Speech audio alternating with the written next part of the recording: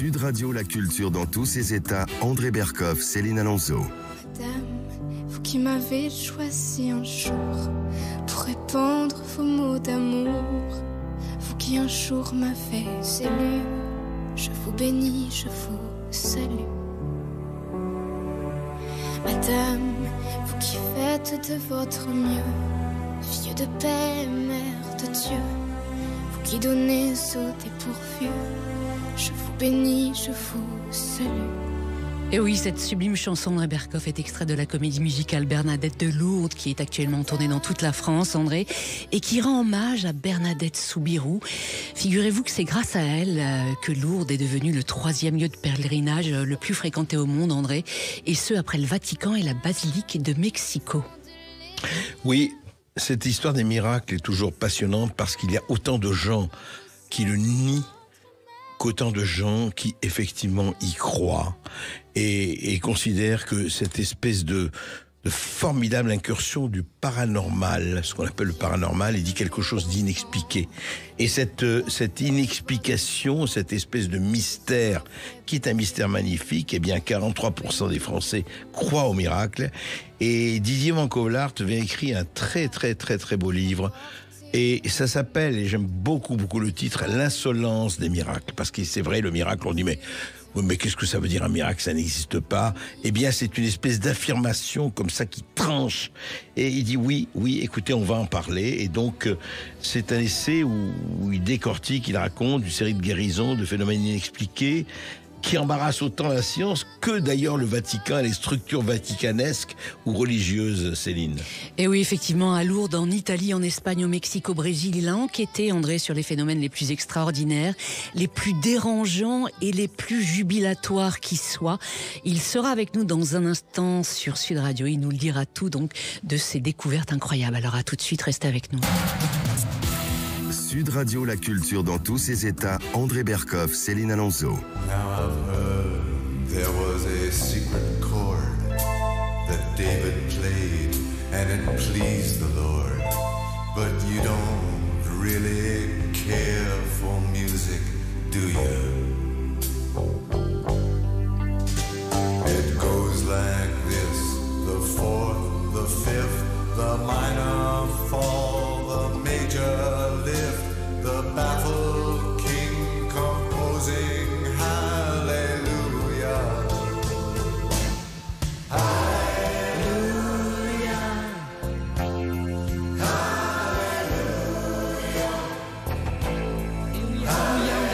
Car aujourd'hui, bien sur Sud Radio, nous avons le plaisir de recevoir l'écrivain succès Didier Van Cauwelaert. Il a vendu plus de 6 millions de livres à travers le monde. C'est un miracle déjà. Exactement. Bonjour à vous Didier. Bonjour. Alors vous publiez L'insolence des miracles chez Plomb, un essai passionnant, déroutant dirais-je, qui donne à réfléchir, à penser, mais aussi à rêver. Selon vous, rien n'est plus insolent qu'un miracle, Didier ? Oui, c'est pas poli un miracle. Ça offense la raison, ce que nous croyons être les lois de la nature. Et puis ça dérange donc la science, la médecine et plus curieusement les autorités religieuses. On pourrait croire que ce serait l'occasion de faire du prosélytisme, de se servir de pièces à conviction, de preuves justement sur l'intervention surnaturelle. Eh bien pas du tout. Je raconte dans les livre comment les autorités religieuses ont traité les miracles, maltraité les miraculés souvent, les faiseurs de miracles, voire les fauteurs de miracles. J'en parle pas, enfin si j'en parle et je raconte et c'est terrible. En fait, ce qui dérange le plus, c'est cette forme d'insolence. C'est-à-dire qu'un miracle, ça peut arriver à un incroyant. Il y a beaucoup de gens qui ont été guéris à Lourdes ou ailleurs sans avoir la foi. Qui étaient athées même, enfin carrément. Oui, militants, mais ça pose la grande question de savoir est-ce qu'il y a intervention divine, voire parfois provocation. Quelque chose, c'est une jolie provoque justement. Je raconte quelques cas de personnes inconnu comme Gabriel Gargan, un employé des chemins de fer totalement athée, incroyant, qui dans une collision de train a tous les os broyés, la gangrène s'y met, il est mourant. Et il veut mourir, comme il croit en rien, il s'en fout. Sa mère le supplie, elle qui est très religieuse, d'aller à Lourdes, d'accepter. Il refuse et puis il finit par dire oui pour donner un dernier espoir à sa maman. Et il arrive là-bas et il est guéri instantanément. C'est-à-dire que les os qui étaient disjoints, qu'on le voyait saillir, se rejoignent aussitôt. La gangrène disparaît, donc tout ça est attesté par les médecins. Et puis l'Église refuse ce cas-là, ne l'homologue pas, parce que un médecin, un certain docteur Vacher, avait écrit un pamphlet qui s'appelait Les Dessous des miracles, et cet homme qui n'était jamais allé à Lourdes, qui n'avait jamais rencontré Gabriel Gargan, dit ce type c'est complètement bidon, il a simulé cette pathologie pour escroquer la compagnie de chemin de fer et toucher de l'argent. Ce qui était non seulement totalement faux, mais complètement débile, parce qu'on peut à la limite simuler une paralysie. Mais simuler les multiples fractures avec les os qui sortent et simuler la gangrène, c'est un peu plus compliqué. Et puis c'est surtout un mépris par rapport à tous les médecins, à tous ses confrères qui avaient analysé le cas. Ça a suffi. Il y a eu des papiers dans la presse anticléricale racontant cette histoire comme prise pour argent comptant, et ça a suffi pour que l'Église dise « Oh là là, on ne touche pas à ça ». Donc un signe prudence. Et puis quelqu'un d'illustre comme Émile Zola, qui lui tout à coup est non seulement le témoin d'un double miracle, mais peut-être l'artisan même, on peut dire, à son insu. Le co-auteur. Ouais. En 1891, racontez-nous, c'était à Lourdes. Alors, Zola découvre Lourdes et il est profondément blessé, choqué, à juste titre d'ailleurs, par le spectacle d'un peu d'hystérie qui se passe à Lourdes et ce qu'il considère comme l'exploitation mercantile de la détresse humaine par des prêtres intéressés et des médecins complices. C'est sa position. Et il décide d'écrire un livre à charge qui s'appellera Lourdes, un roman qui dénoncera tout ce mercantilisme, cette exploitation. Et fidèle à sa méthode journalistique, il prend le train des pèlerins et dans le train, il fait son casting. Il choisit ses deux héroïnes, il prend deux tuberculeuses mourantes, Marie Lenormand, Marie Lebranchu, l'une a 18 ans, l'autre 35, l'une en plus de la tuberculose, elle a le visage défiguré par un lupus, une plaie purulente, affreuse. Il fait la totale. Il les interviewe, et ces deux femmes sont subjuguées, abasourdies que quelqu'un d'aussi illustre que M. Zola s'intéresse à elles. Alors elles répondent à ces questions, leur pathologie, ce qui leur est arrivé, leur milieu social, pourquoi elles ont un espoir dans Lourdes, voilà. Donc, et puis le train arrive à Lourdes et Zola se dit elles passeront pas la nuit de toute façon, et il va au bureau médical étudier les dossiers qu'on met à sa disposition avec des annotations critiques, tandis que les deux femmes sont emmenées en civière aux piscines. Et Zola est en train de prendre ses notes sur les dossiers au bureau médical lorsqu'on tape à la porte et la première, Marie, entre, elle est guérie. Il y a 30 médecins présents qui voient qu'il n'y a plus de traces de tuberculose, les poumons sont sains, elle respire, on est 2 heures après. 2 heures après. Et elle est tout de suite, on l'a emmenée dans la piscine, et là... elle en est sortie guérie. Et en plus, le lupus qui mangeait son visage est en train de disparaître à vue. Et là, Zola a cette réaction extraordinaire d'honnêteté intellectuelle. Il accepte d'écrire dans le registre du bureau médical de Lourdes ce qu'il voit. Et ça, on peut le lire aujourd'hui. Quand on va là-bas, je l'ai lu. Il lit, je cite, « On observait un sourd travail de guérison. » Ses poumons brûlés semblaient sains, et le lupus était en train de s'amender. Quelques minutes après, on tape à la porte, c'est la deuxième qui arrive, elle est guérie aussi. Alors ça, là, on est vraiment, c'est du harcèlement céleste, si on peut dire. C'est le pauvre Zola. Alors, le docteur Boissary, président du bureau médical, il jubile, il dit, alors, monsieur Zola, c'est parce que Zola, il avait raconté en arrivant ces deux mourantes qu'il avait vues. Non, c'est ça, vos mourantes. Bravo, merci, vous êtes témoin. Alors, lui qui était si sceptique. Voilà. Alors, Zola repart, il écrit son roman, et dans le roman, il trahit la vérité dans le roman. Oui, ces deux femmes rechutent et elles meurent. Et le docteur Boissary est furieux. Il lui dit, monsieur Zola, vous êtes témoin de leur guérison. Parce que dans la réalité, elles lui survivront plus de 10 ans, les deux femmes. Mais Zola a cette réponse devant laquelle je ne peux que m'incliner. Il dit, je fais ce que je veux. Le personnage appartient à son romancier. oui. C'est vrai. Oui. Eh ben, les deux personnages, pardon, lorsqu'elles sont officialisées par l'Église, par l'archevêque de Paris, après que la médecine ait bien sûr authentifié leur guérison, eh bien, elles dédieront leur titre de miraculé à Émile Zola, en disant si Dieu nous a guéris, c'est que Monsieur Zola nous a choisis. Et là, pour moi, c'est vraiment intéressant parce que, premier temps, on pourrait se dire, Zola, c'est vraiment la victime de ce miracle. Mais non, il en a peut-être été le co-auteur. Ces femmes ont été bouleversées par le fait que cet homme s'intéresse à lui. Peut-être que ça a déclenché dans leur corps ces processus qu'on ne connaît pas, d'auto-guérison, de mobilisation générale, qu'il y ait intervention divine ou qu'il y ait participation active. Voilà, de toute façon, il se passe quelque chose dans le corps. Et peut-être que Zola, par même sa concentration d'écrivain, son intérêt à participer à ce phénomène. En tout cas, c'est ce que ces femmes ont retenu en tant que renfort d'action, de pensée envoyée vers Dieu, qui a été ému et qui les a exaucés. C'est comme ça c'est extraordinaire. Et Zola dira, je ne crois pas au miracle, je crois aux besoins qu'en a l'homme. Oui, il a et Zola, en fait, a fait beaucoup de bien à Lourdes. Par exemple, c'est lui, on ne le sait pas, mais qui est à l'origine de la création du Comité médical international de Lourdes. Parce que, en arrivant là-bas, il a dit au docteur Boissari, mais bon, vos trucs, vos miracles, c'est de la superstition. Si vraiment vous voulez prouver aux gens, il faut que vous ayez une commission de médecins, une salle des plaies apparente où on verra bien s'il y a quelque chose de changé après l'immersion dans la source. Donc c'est lui qui a fourni le protocole qui, quelques années, qui a été créé en 1947, quelques années après, effectivement. Ouais. Non, Comment 1947, c'est beaucoup plus. Non, c'est depuis. Le comité médical a été créé en 1947. L'international, mais sur la base de Zola, au début, l'idée de cette commission de médecins, ça a été mis en place tout de suite. Ce qui est très intéressant dans cette histoire, c'est vrai que vous parlez de Zola, c'est qu'au bout de Dreyfus, il est allé jusqu'au bout, et là, dans son roman, il n'est pas allé jusqu'au bout.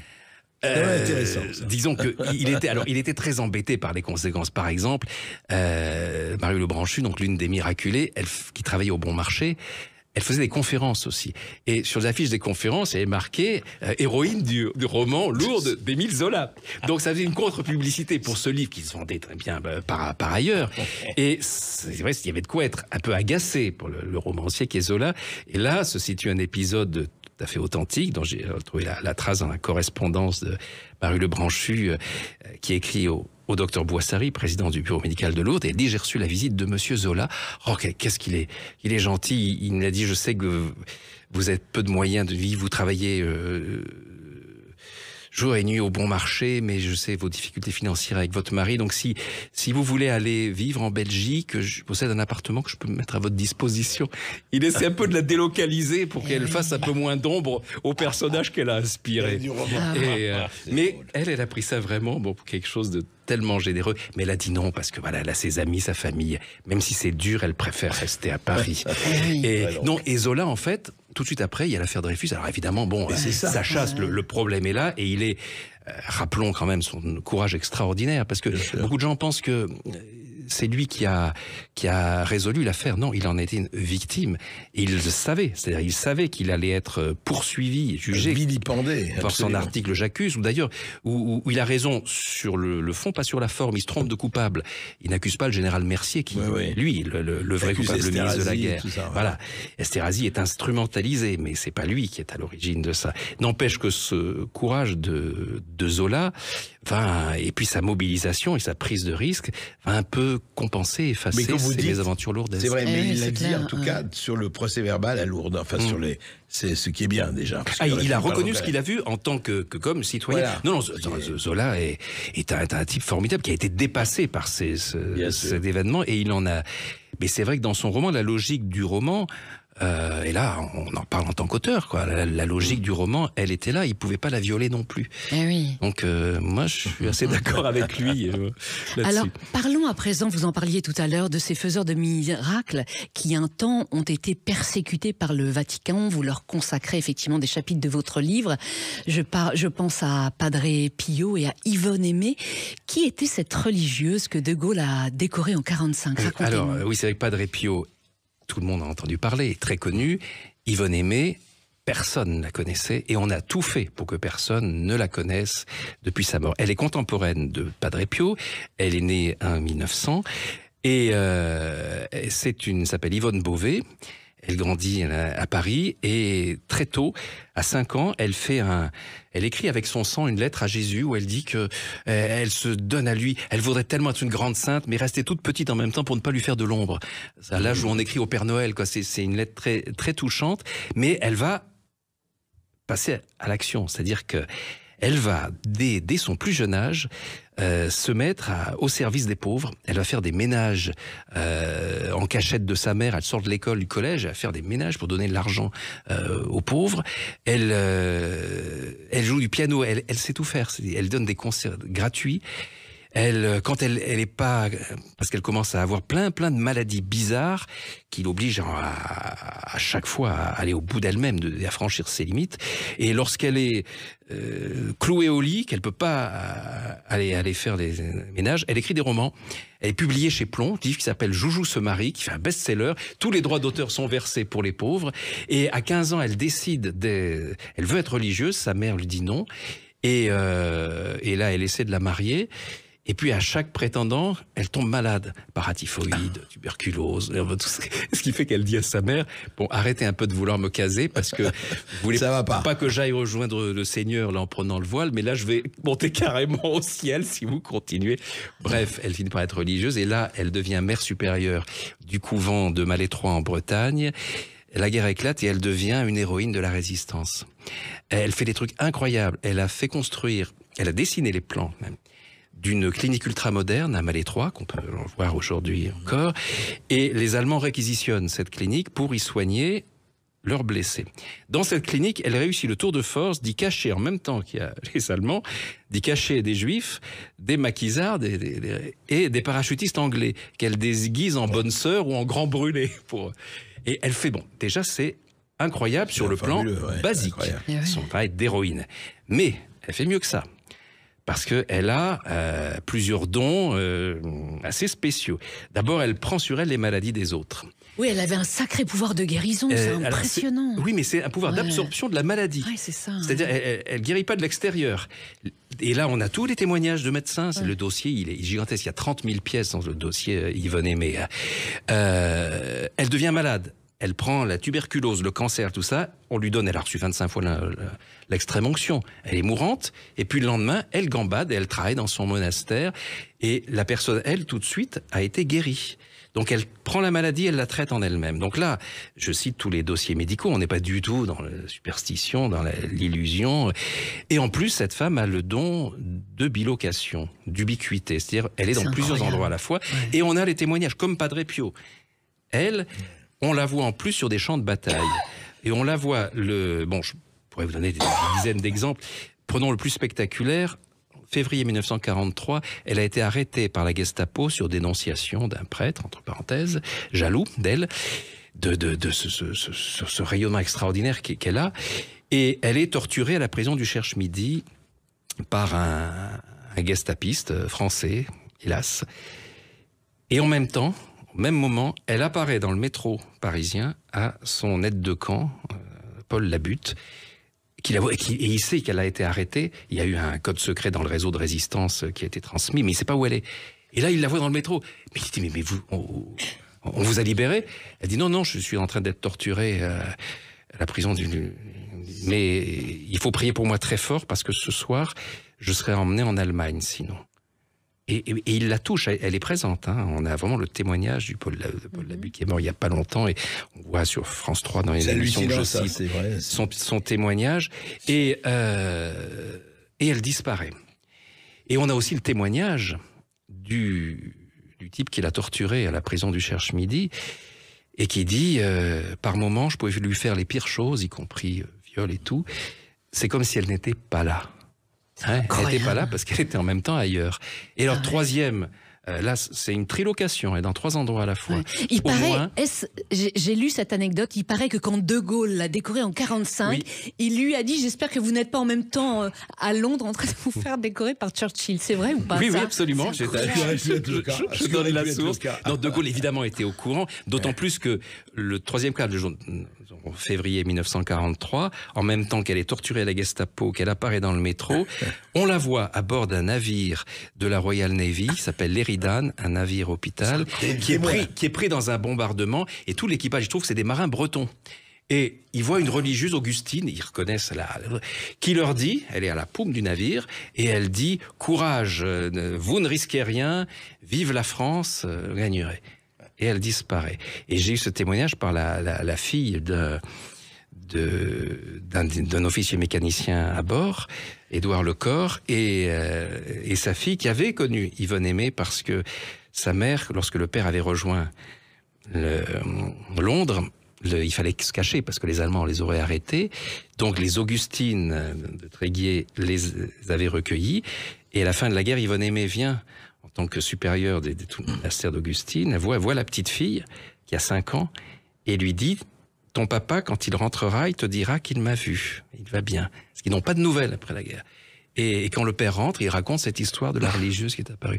Donc, si vous voulez, on est dans un dossier, sans parler des dossiers militaires, ceux que j'ai pu consulter, parce que beaucoup c'est encore secret défense, notamment ce qui s'est passé pendant le sabordage de la flotte française dans la rade de Toulon, où tout à coup il y a les témoignages où on la voit à bord d'un sous-marin. Oui, mais ça, mais ce qui est incroyable quand même, c'est qu'en 1960, le Vatican a donc refusé sa béatification. Alors le dossier, on leur apporte le dossier tout de béatification. Tout ça parce qu'on a dit qu'elle avait trop de dons et trop de miracles. C'est le cardinal Ottaviani, préfet du Saint-Office, reçoit donc le dossier, les 30 000 documents attestés, militaires, scientifiques, médicaux, tout ça sur Yvonne Aimée, et rejette le dossier en disant, en effet, trop de miracles, trop de dons.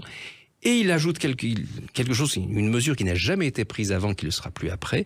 Il interdit toute publication sur cette femme. Ouais. C'est fou, ça. Et heureusement que l'abbé René Laurentin, effectivement, donc elle a été enterrée, on voulait. Et heureusement, l'abbé René Laurentin, qui a longtemps été... Il s'est dressé contre cette décision chroniqueur religieux au Figaro. Et... il plonge dans le dossier, il se rend compte de tout ce qu'a fait cette femme, cette héroïne, déjà héroïne de guerre, 7 décorations militaires, et en plus tout ce pouvoir, il dit mais c'est pas possible de l'écarter comme ça, et il écrit un livre sur elle, et il va voir au Vatican le successeur du cardinal Ottaviani, qui est le cardinal Ratzinger, futur pape Benoît XVI, et lui dit, voilà, je vais publier sur Yvonne Aimée de Malétroit, donc vous allez m'excommunier, je ne pense pas que ce soit une bonne publicité pour l'Église. Et le cardinal Ratzinger, prudent, donne une dérogation pour ce livre uniquement. Et l'abbé Laurentin en publiera 13 sur Yvonne Aimée, avec des médecins, avec des scientifiques sur ce cas extraordinaire. En tout cas, j'ai compris, non, parce qu'on va faire une petite pause là. Exactement. J'ai compris pourquoi Didier Van Cauwelaert publiait chez Plomb. Parce que Yvonne Aimée. Non, mais quand j'ai découvert ça, j'étais déjà le contrat était chez Plomb, mais c'était un clin d'œil, une insolence de plus. Magnifique. Et oui, l'insolence des miracles. On continue d'en parler dans un instant sur Sud Radio avec notre invité Didier Van Cauwelaert. Alors à tout de suite. Sud Radio, la culture dans tous ses états. André Berkoff, Céline Alonso.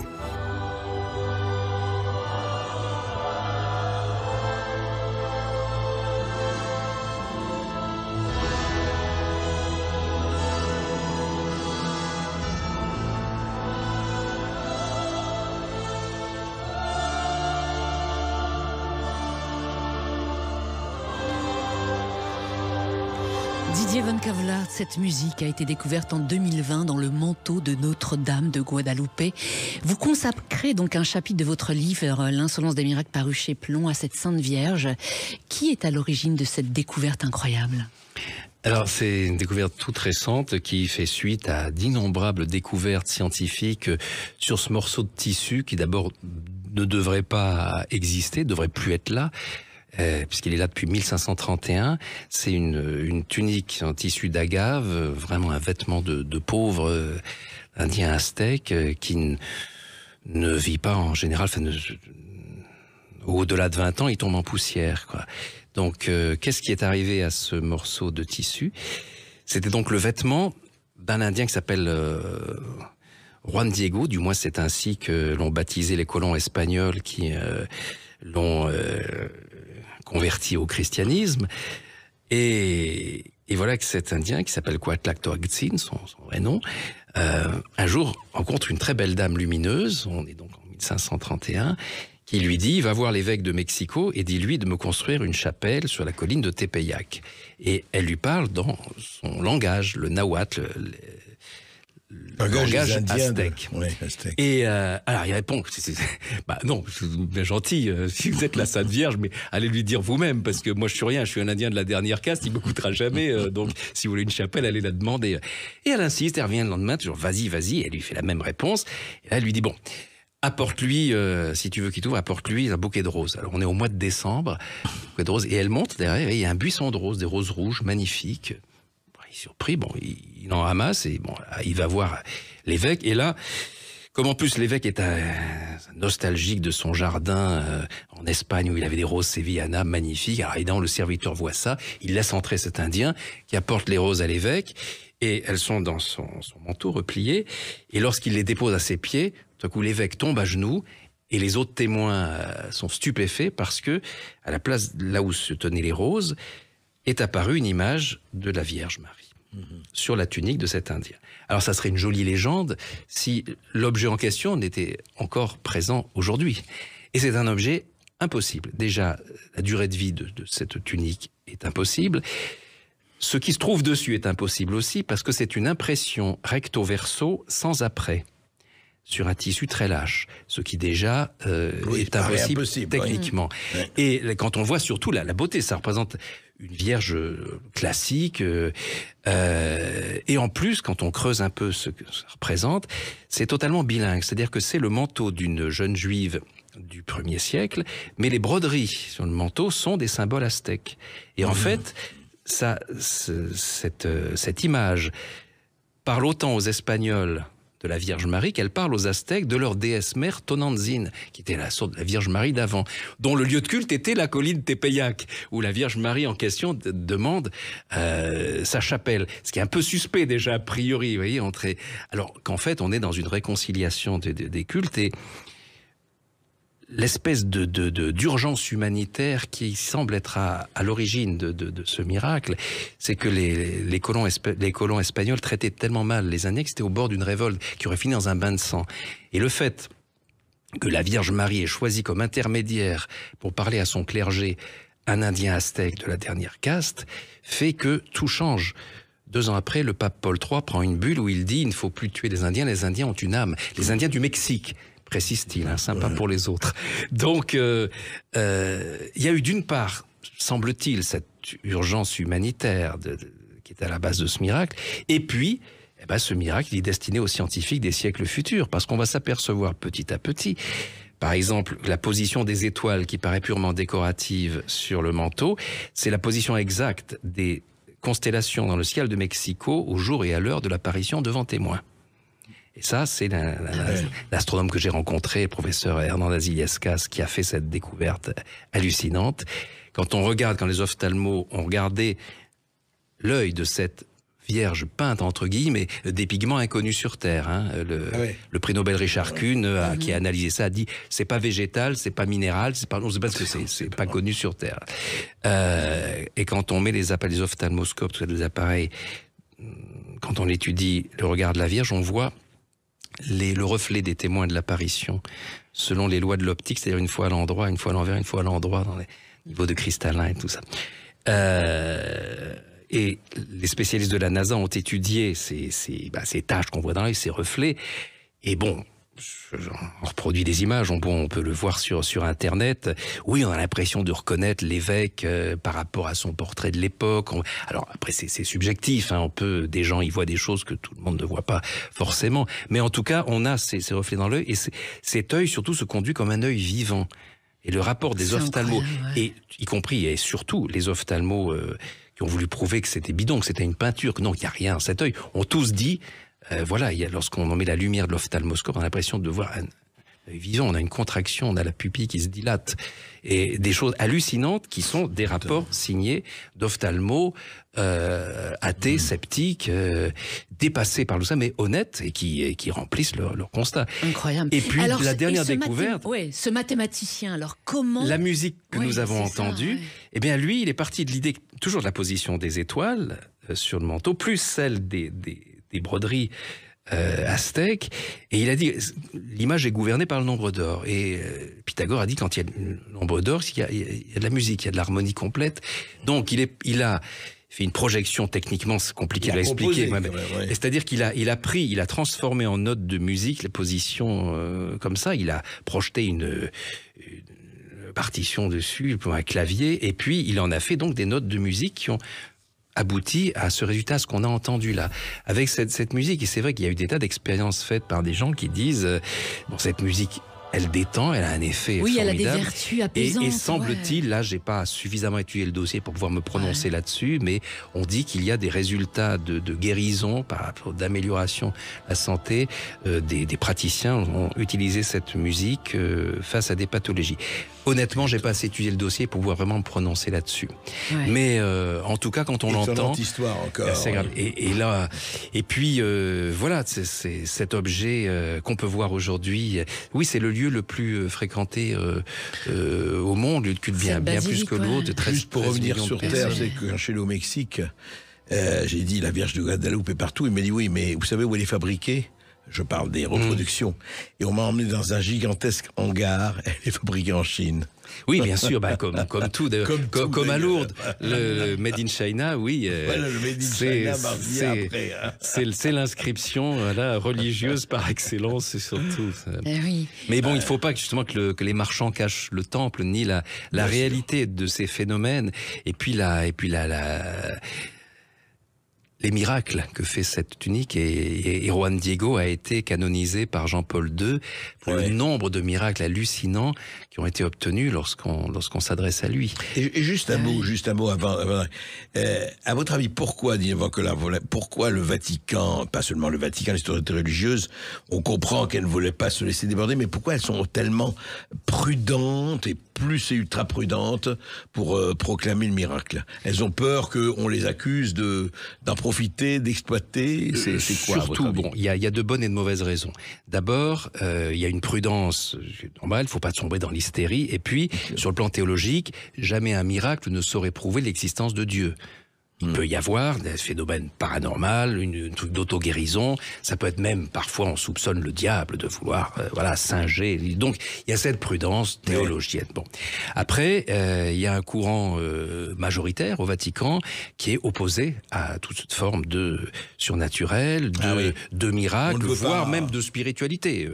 C'est un peu beaucoup. Hein. S'ils sont opposés à la spiritualité, oui, mais sauf que certaines positions, vraiment, quand on voit les raisons pour lesquelles on a persécuté déjà Yvonne Aimée, mais encore plus gravement Padre Pio, en faisant croire, en montant des dossiers totalement bidons, comme quoi il aurait abusé de ses paroissiennes au confessionnal. Vous savez ce qu'on lui a fait à Padre Pio? On a mis des micros dans son confessionnal. C'est beau, hein. Le secret de la confession d'un côté et puis les écoutes de l'autre. On l'a interdit de servir la messe, on l'a forcé à rester dans son couvent, et puis après il a été totalement réhabilité. Et en fait, il y a un personnage au Vatican qui est un peu le fil rouge de ce livre. Je me suis régalé avec lui, puisque c'est vraiment le méchant de service. C'est le père Gemelli, président de l'Académie pontificale des sciences pendant plus de 30 ans, et qui, lui, est un positiviste total, un matérialiste, ancien socialiste athée converti, mais converti pas à tout, quoi. Et lui, il a décidé de poursuivre tous les miracles. Alors, il l'accuse. C'était l'ayatollah de l'anti-miracle. Un petit peu, ouais. C'est-à-dire, il les accuse de les stigmatiser, simule, il fabrique eux-mêmes ces stigmates, ce qu'il dit pour Padre Pio. Il accuse Yvonne Aimée d'être une simulatrice hystérique, sataniste. Enfin, c'est hallucinant, le dossier Cet homme s'en prend, et puis des tas d'autres exemples que je donne. Et alors lui, il va lui arriver un truc toujours l'insolence, les clins d'œil, des miracles, c'est qu'il va être le premier vivant à être insulté par un mort sur une bande magnétique. C'est-à-dire qu'il est en train, avec le père Ernetti, un autre religieux qui lui est physicien, un physicien connu, ils sont en train de travailler sur des chants grégoriens sur un vieux magnétophone à fil. On est en 1952. Et ils sont en train d'épurer et d'enlever les harmoniques intempestives. Et puis ce magnéto, le fil casse tout le temps. Et le père Gemelli, depuis que son père est mort, il passe son temps à dire « Mais papa, aide-moi, pourquoi, fais quelque chose ?» Et là, tout à coup, il répare le fil, ils écoutent ce qu'ils entendent, et il y a la voix dans laquelle il reconnaît celle de son père qui dit « Mais bien sûr, je t'aide, je suis tout le temps là. » Zuccone. Et zuccone, ça veut dire cornichon en italien. Alors, il est atterré. Il dit « Mais c'est pas vrai, j'hallucine. » Le père Ernetti entend aussi, il se précipite chez le pape Pie XII à qui il faut entendre tout ça, qui les rassure en disant mais non, il n'y a pas de danger, c'est pas du spiritisme, c'est un phénomène technique. Bon voilà, faites et on fera étudier, mais vous n'avez pas provoqué de contact avec les disparus, donc voilà le père Gemelli qui fera beaucoup de ravages. On va quitter le cornichon pour entrer dans d'autres épisodes avec Didier Van Cauwelaert. Et oui, Didier Céline Van Alonso. Cauwelaert qui baigne dans les miracles depuis l'enfance. Il va tout nous raconter dans un instant sur Sud Radio. Alors restez avec nous parce que le premier miracle de sa vie est assez incroyable. À tout de suite. Sud Radio, la culture dans tous ses états. André Berkoff, Céline Alonso.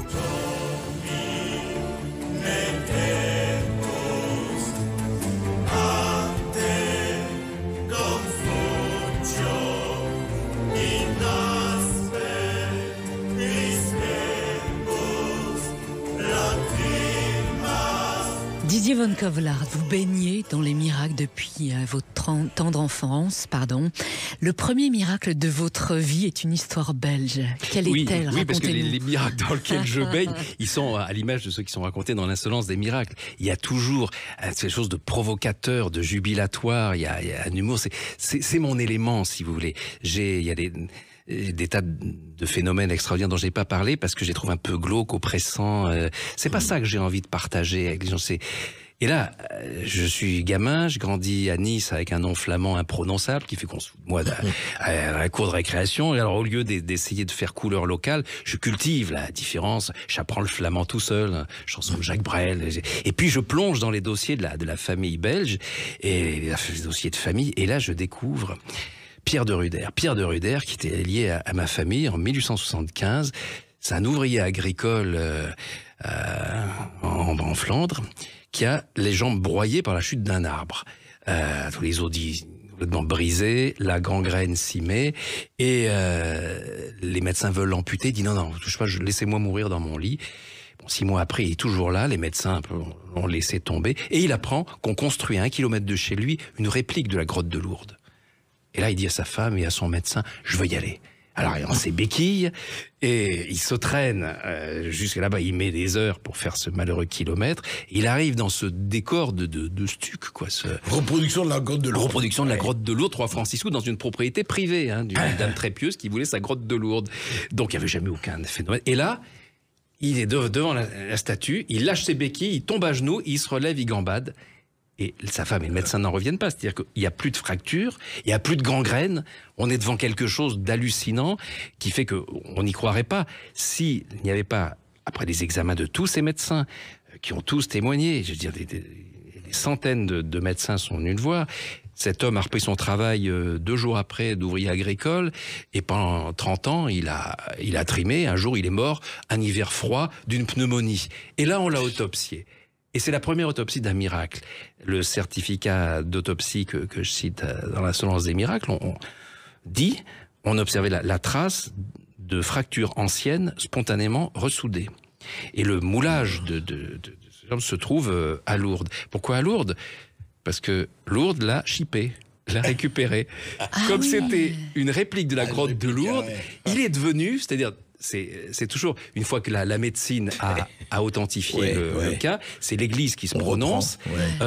Parenthèse, depuis la création du Comité médical international de Lourdes, plus de 7200 cas de guérison instantanée inexpliquée reconnus par la médecine, 70 retenus par l'Église en tant que miracle officiel. 1/10. Voilà. Et parce qu'ils y rajoutent des critères, il faut pas être divorcé, il faut faire la preuve de sa foi, il faut fermer sa gueule aussi. L'évêque de Bruges, dont dépend Pierre de Ruder, donc c'est lui qui le proclame miraculé officiel, numéro 8 de Lourdes. Un miracle hors les murs. Incroyable. Et il faut, juste pour terminer sur Bernadette, dont vous avez passé effectivement, tout à l'heure. Bernadette Morio, qui est la 70e miraculée, non, je parlais de la première, de la faiseuse de Bernadette Soubirous. Ah oui, de Soubirous. Et en fait, en 1875, ça fait 20 ans qu'il ne se passait plus rien à Lourdes. Après les 7 guérisons en cascade pendant moins de 9 mois, il y avait une telle hystérie idolâtre autour de Bernadette qu'elle refusait, qu'elle ne supportait pas. Elle dit, je ne fais pas de miracle, elle n'arrête pas de répéter ça. Elle a dû quitter Lourdes, aller au couvent de Nevers, et Ça, c'est mon interprétation de romancier. D'un coup, il se passe plus rien, comme s'il avait bloqué le site. Et il a fallu ce miracle belge, ce miracle hors les murs, Ah oui. qui devient le Qui 8e date de officiel, quand? Qui date de quand? 1875. C'est ça, 1875. Et à partir de là, Lourdes repart. Et à partir de là, et la numéro 9 sera une Belge, d'ailleurs, qui elle, ira directement à Lourdes, et pas dans la réplique en Flandre.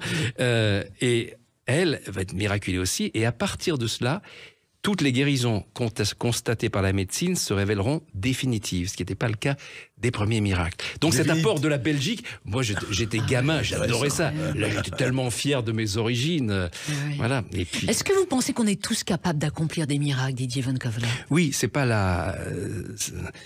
Il y a des petits miracles aussi que chacun peut faire au quotidien. Et puis ces forces d'amour, vouloir du bien, le miracle de la bienveillance. Il y a ces études très nombreuses dans les hôpitaux qui me fascinent. Vous savez, si on prend des groupes de prière et on leur dit concentrez-vous sur le numéro 12, le 104, Telle personne, des numéros de lit. On leur dit même pas qui est dans le lit ni la pathologie dont il souffre. Et on observe des améliorations de 50 à 70% sur l'état de santé des personnes. Mais on fait deux groupes. Un groupe A, c'est les croyants qui prient. Groupe B, c'est des athées, des incroyants qui envoient des bonnes pensées. Les deux groupes ont les mêmes résultats.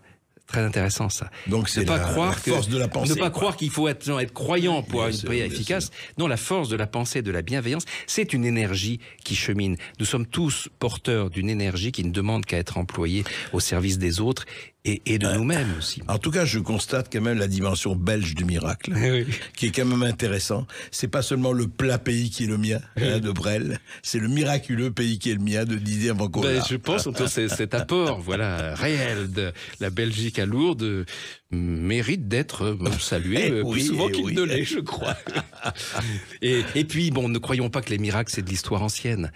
Il y en a de plus en plus, et je me rends compte même des miracles que je ne connaissais pas qui viennent à moi par les nombreux lecteurs de l'Insolence des miracles qui viennent m'en raconter. C'est hallucinant. Et puis aujourd'hui, l'imagerie médicale permet d'être sûr et du diagnostic et de la disparition d'une pathologie, et le rétablissement d'une fonction. Et puis bon, on découvrira je pense pas qu'on ait le temps d'en parler, mais le Carlo Acutis, qui est ce gamin de 15 ans qui va être bientôt canonisé par le pape François, qui produit des miracles alors qu'il est mort en 2006 à l'âge de 15 ans. Et voilà. Et puis une journaliste qui m'a interviewé m'a apporté son dossier, et c'est une miraculée d'il y a 2 ans. La Rocamadour, elle avait été en train de devenir aveugle à cause d'une membrane épirétinienne qui s'est détachée, disparue. Et son cas est en train d'être étudié au Vatican. Vu ce que j'ai dit précédemment, je suis pas sûr que ça aboutisse, mais voilà. Non, le miracle, c'est-à-dire cette espèce d'accident qui est là pas pour nous humilier, nous abaisser ou nous obliger à croire, mais nous inciter à réfléchir sur les capacités que notre énergie de prière ou les mystères de notre corps peuvent provoquer. Et puis c'est bienveillant et positif.